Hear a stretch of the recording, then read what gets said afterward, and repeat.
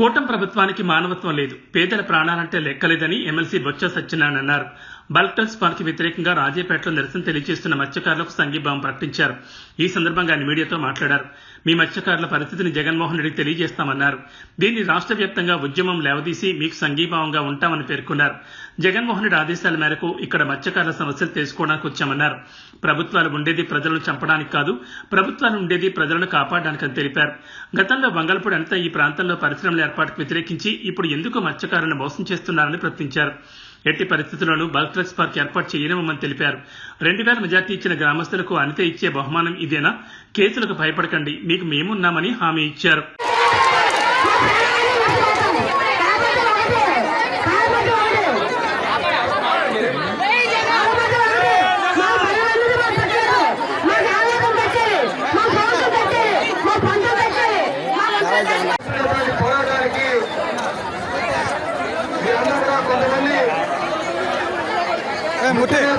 కలిసి చాలా మంది గ్రామస్తులందరూ కూడా కలిసి వీరందరూ కూడా మన 9వ తారీఖున జగన్మోహన్ రెడ్డి గారు విశాఖపట్నం ఇచ్చేసినప్పుడు మీ అందరి బాధని చెప్పుకునేటువంటి దానికి వారిని మన తాలపాలెం దగ్గర కూడా కలవడం జరిగింది. ఆ రోజు మీరు రిప్రజెంటేషన్ ఇవ్వడం జరిగింది. ఆ రోజు ఇచ్చినప్పుడు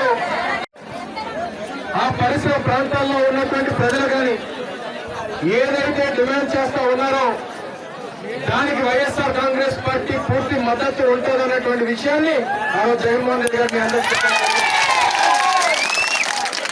చెప్తూ ఆ రోజు మెడికల్ కాలేజీ ప్రైవేటీకరణ వ్యతిరేకంగా నేను వచ్చాను కాబట్టి మా పార్టీ నాయకత్వాన్ని మీ దగ్గర పంపిస్తాం, మీ అందరికీ సంఘీభావంగా మా పార్టీ పెద్దలు పంపిస్తాం అనేటువంటి మాట కూడా మీకు ఆ రోజు చెప్పడం జరిగింది.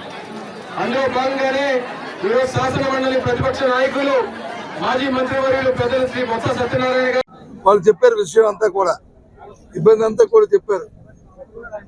ఈ పరిశ్రమ వస్తే మా కుటుంబాలు నాశనం అయిపోతాయండి, మాకు ఈ బల్క్ వస్తే అంతా కలుషమైపోతుందండి, ఇక్కడ మేము జీవించలేమండి, జీవనోపాధి కరువు అవుతామని చెప్పారు.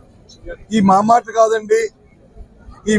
కాదండి, ఇక్కడ ప్రస్తుతం ఉన్న శాసనసభ్యులు ఆ రోజు ఎన్నికలకు వచ్చినప్పుడు వారితో పాటు వచ్చిన నాయకులు వాళ్ళు చెప్పిన మాటే ఈ మాట అండి, ఇది మాది కాదండి అని చెప్పి పాప అమాయకంగా ఆ స్వాగతం చెప్పారు.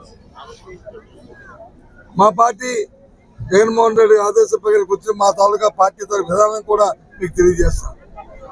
ఏ పరిశ్రమ రాష్ట్రం అభివృద్ధి చెందాలనే కోరుకుంటాం, కానీ ఆ ప్రాంత ప్రజల తాలూకా మనోభావాల్ని ఆ ప్రాంత అవసరం అనుకుంటే తప్పకుండా ఆయన కూడా వస్తారు. సార్, విశాఖలో ప్రకృతి విధ్వంసం అన్నారు, వెనక చూస్తే మొత్తం కొండలన్నీ కూడా తప్పేసి విధ్వంసం చేస్తున్నారు, మరి దీన్ని ఏమనాలి సార్? అందుకే ఇక్కడ విషయంలో ప్రభుత్వంకి నిలకడ లేదు. ప్రభుత్వంకి వచ్చి ఎన్నికలప్పుడు ఒక మాట, ఎన్నికల తర్వాత ఒక మాట. దాన్ని బట్టి అర్థమవుతుంది ఏంటంటే ప్రజా తాలూకా సంక్షేమం కానీ, శ్రేయస్సు కానీ, ప్రజా తాలూకా ప్రాణాలు కానీ వాళ్ళకి లెక్కలేదు, పర్యావరణం లెక్కలేదు. వాళ్ళ ఆలోచన అంతా ఒకటే, దోచుకోవడం దాచుకోవడం. ఈ 2 కార్యక్రమాలు తప్ప ఇంకొక కార్యక్రమం ఈ కార్యక్రమం ఇవాళ అధికారంలో తెలుగుదేశం పార్టీ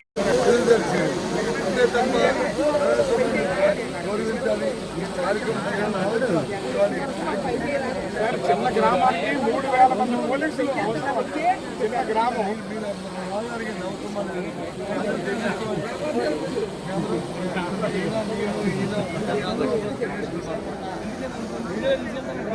అందరి కోసం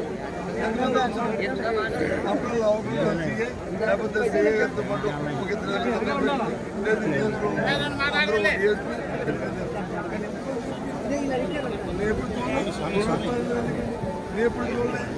ఇప్పుడు చెప్పనండి అవసరం అనుకుంటే ఆయన కూడా సార్. విశాఖలో రుషికొండ ప్రకృతి విధ్వంసం అన్నారు, వెనక చూస్తే మొత్తం కొండలన్నీ కూడా తప్పేసి విధ్వంసం చేస్తున్నారు, మరి దీన్ని ఏమనాలి సార్?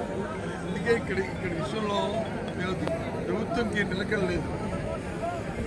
ప్రభుత్వంకి వచ్చి ఎన్నికలప్పుడు ఒక మాట, ఎన్నికల తర్వాత ఒక మాట.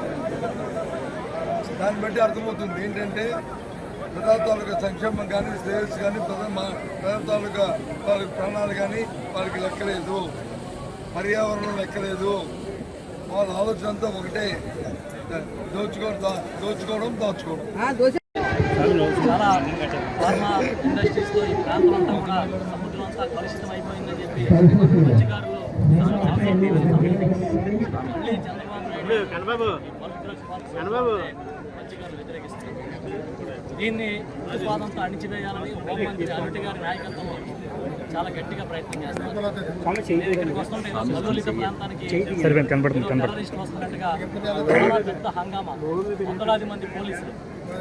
మేము అడుగుతున్నాం, అనిత గారు రాత్రి మీ పాత వీడియో చూసాం, మీరు ఏం చెప్పారు?